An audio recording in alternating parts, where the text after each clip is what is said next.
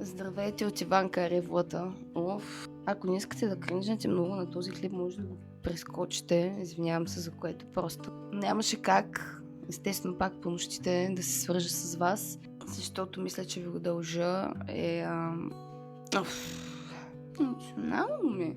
Искам да кажа благодаря, защото аз преди да родя бебе Марти, имах TikTok само единствено за да лаладжийствам, за да обсъждам хората и просто да се кефа на лайкове на споделянето хоби. И откакто... Да, мамо, ама няма да те снимам сега тебе. Сори.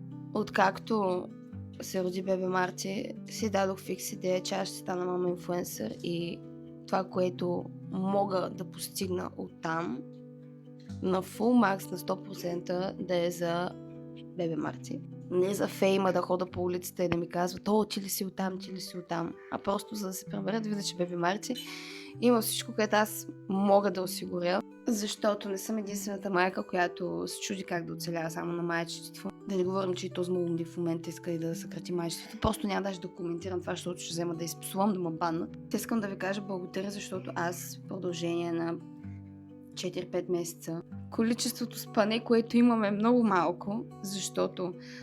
няма да ревеш, бе, Иванке, бе. Кажи здравей, мам. Количеството спане, което имам, не е много, защото аз не знаех как да обработвам, стоях по цели нощи да се чуда как да го кача това нещо, как хората да ме забележат, как да покажа, че мога, че имам желание, как да се докажа на него. И най-накрая, след всичките гледания на как другите ходят по събития и получават абсолютно всичко с много труд, естествено, защото наистина това е много труд. Много родно завиждах. Просто стоях на дивана и си казвах: добре, аз какво не правя както трябва? Може би хората да ме харесват, защото преди съм лаладжийствала. Защо никой не ме търси? И се ядосах и си казах: знаете ли какво, просто ще показвам себе си. Майната му на професионалното, микрофона няма да го изядеш, мамо. Ето, не трябва да псуваш. Нов урок. И реших да показвам просто нещата такива каквито са и себе си. И докато се усетя, за последния един месец живота ми тотално се преобърна. Вчера бях на първото ми събитие. За мен може би като заслужена награда, като признание: хей, всичките тези вечери, в които ти не спеше и обработваше и снимаше в 5 часа сутринта и после трябваше да гледаш малкия през целия ден. И мъжът ти също е помагал. Не са на вятъра. You got. Вие ми се доверихте и ми пишете през един ден цялата подкрепа към мен и към бебе Марти. Опа, имаш филтър. Сори, мам. Дори последното клипче, което качих за термометъра, страшно много хора ми се довериха и си взеха. И знам, че ще го ползват с кеф и знам, че ще ме уважават за това нещо. Защото, знаете, в TikTok гледания лайкове с простотия стават много бързо.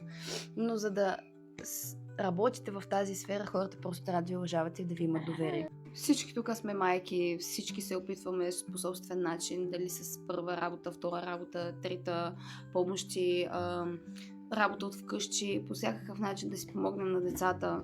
И щом аз мога, мисля, че абсолютно всяка една майка може. И знам, че не е лесно, и знам, че не всяка може да е инфлуенсър. Но си казвайте едно браво за абсолютно всяка една свършена работа. Няма значение дали е от 8 до 5, дали е в интернет, дали е допълнително. Просто браво, защото сме ни майки, които имаме хъс и желание. Благодаря на всички брандове, които ми се довериха. Ти не косата ми. Той като майка си иска да е в кадър. Ето, виж се. Айде. Благодаря на абсолютно всички. Няма да ви разочаровам. Продължавам смело напред.